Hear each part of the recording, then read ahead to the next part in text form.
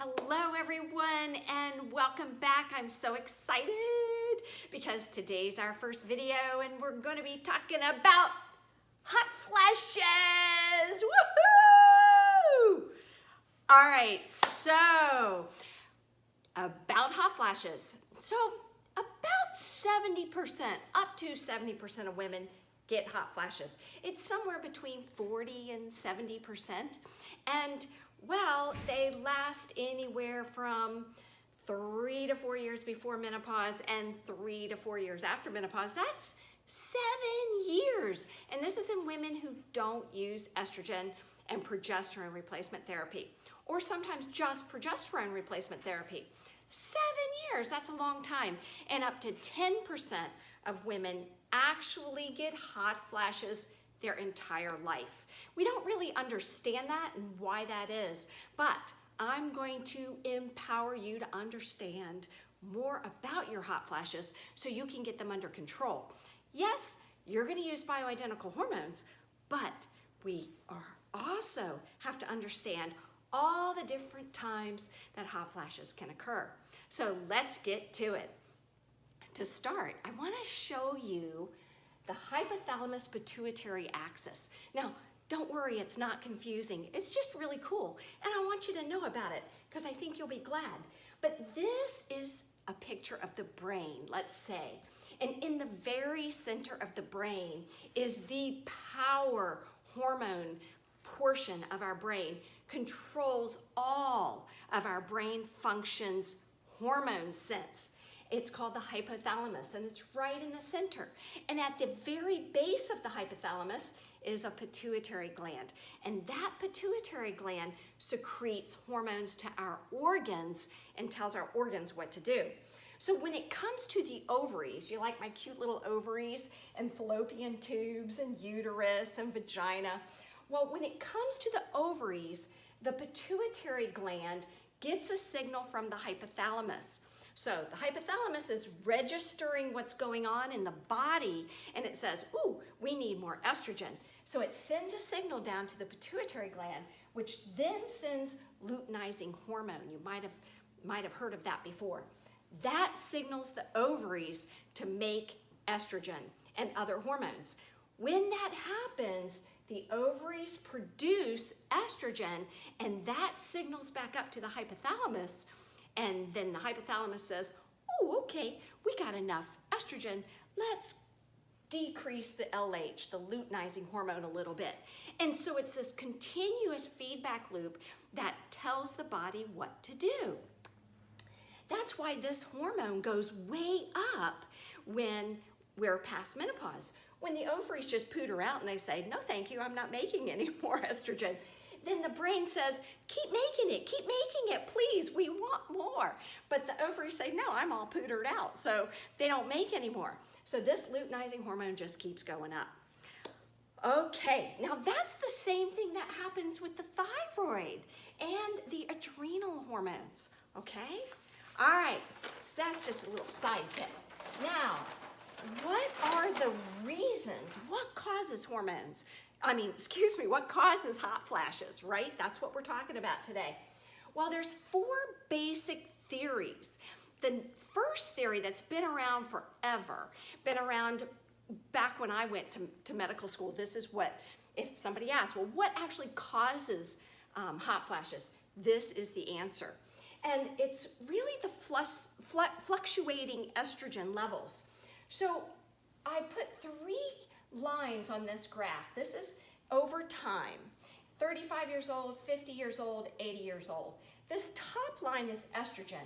So at about in the late 40s, that estrogen starts to decline, and then of course it just stays low unless you're replacing it. Now, what you see here is it's not a smooth transition down. It's up and down and up and down and up and down for that like 7 years. And when that happens, it sets off a hypothalamic pituitary axis confusion. And the hypothalamus says, whoa, my estrogen levels are fluctuating. So it dilates and constricts blood vessels. And when that dilation and constriction occurs, it sets off a hot flash, okay? okay? That's number one. Just as a side note, I want you to see this. So this is what happens to estrogen. But look, progesterone starts declining way before estrogen. And it has a little bit of fluctuation, but not anything like estrogen. And this is testosterone. It doesn't decline as fast or as much as the other hormones, because after menopause, the adrenal glands make testosterone. So that's just a little side tip there. Okay, number two. This one is a well-accepted theory. There's been a lot of proof with it, and it's now very well established.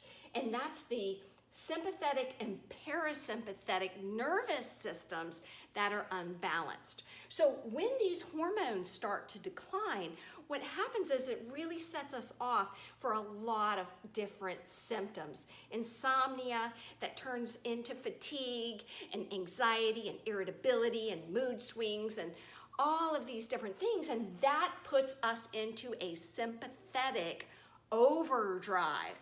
And when we go into a sympathetic overdrive, our parasympathetic, that balancing part of our nervous system, goes into underdrive, and that sets off hot flashes.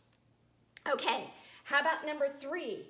This is the insulin resistance theory, and there has been proof with this, but it's not as well understood. But basically, as glucose goes up, insulin goes up. We know that, right? And as insulin rises, it causes insulin resistance.